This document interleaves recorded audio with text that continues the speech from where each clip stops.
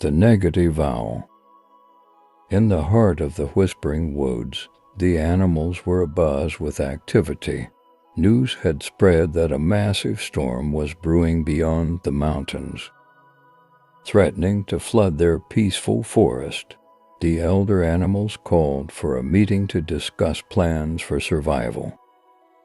High in the tallest tree, the owl, known as Orwin, listened quietly. He was respected for his wisdom, but also feared for his sharp tongue and relentless criticism. When the animals asked for his advice, Orwin leaned forward on his branch, his piercing eyes glinting in the moonlight. "This migration idea is absurd," he declared with a hoot. "The storm will catch you no matter how fast you move. And what if you choose the wrong direction? You'll end up in worse danger. Better to stay here and accept your fate." The animals fell silent.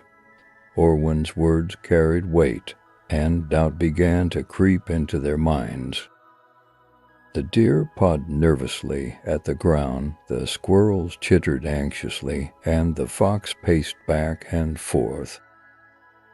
But then a small voice spoke up. It was Nia the sparrow.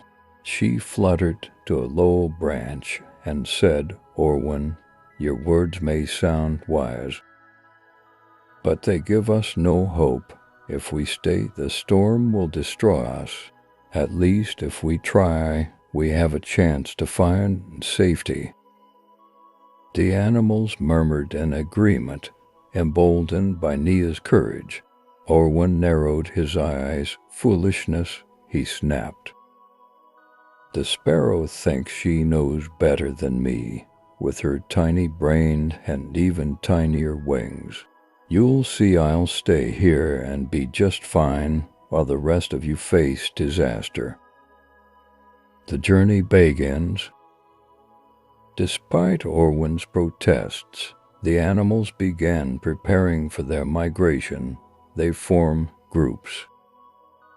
The elephants cleared paths through dense undergrowth.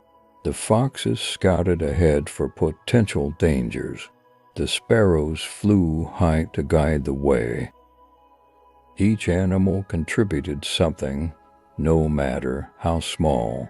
Even the shy hedgehog carried berries to sustain the travelers. As they set off, Orwin stayed behind, perched on his branch, muttering to himself, "They'll regret this. I'll be here safe and dry while they wander into ruin." Storm clouds gather. A day passed, and then another. The skies grew darker, the winds howled louder, and the first drops of rain began to fall. Orwin, still in his tree, watched as the storm approached faster than he had anticipated.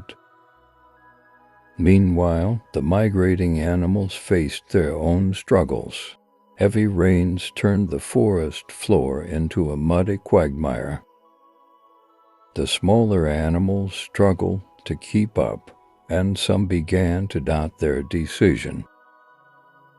"I knew Orwin was right," grumbled the badger, slipping in the mud. "This is hopeless." But Nia, drenched but determined, chirped loudly, "Orwin was wrong. Look how far we've come. Together, we can make it."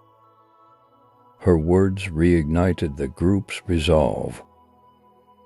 The elephants used their strengths to lift smaller animals over the worst mud patches, and the foxes encouraged those lagging behind. Orwin's realization. Back in the forest, the storm was now in full fury.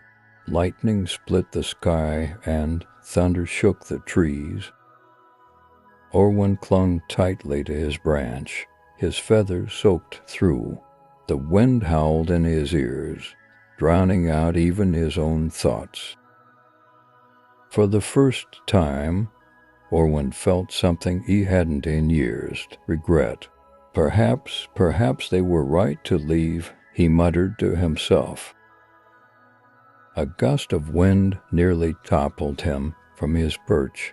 He looked around and realized how empty and lonely the forest had become without the other animals. With a heavy heart and even heavier wings, Orwin took flight, battling against the storm. A lesson learned. The migrating animals had finally reached higher ground, a dry and safe plateau overlooking the forest. They huddled together for warmth, exhausted but relieved. Suddenly, a shadow appeared against the stormy sky. It was Orwin, his feathers ruffled and his flight unsteady. He landed awkwardly, clearly drained. The animals stared in surprise. "I was wrong," Orwin said, his voice quieter than they'd ever heard it. "I stayed behind because I thought it was safer. But I was a fool. Your courage and teamwork brought you here, and I would have been lost if I hadn't followed." Nya fluttered to his side, a kind smile on her beak. "It's never too late to join us, Orwin. Everyone stumbles. What matters is that you found your way."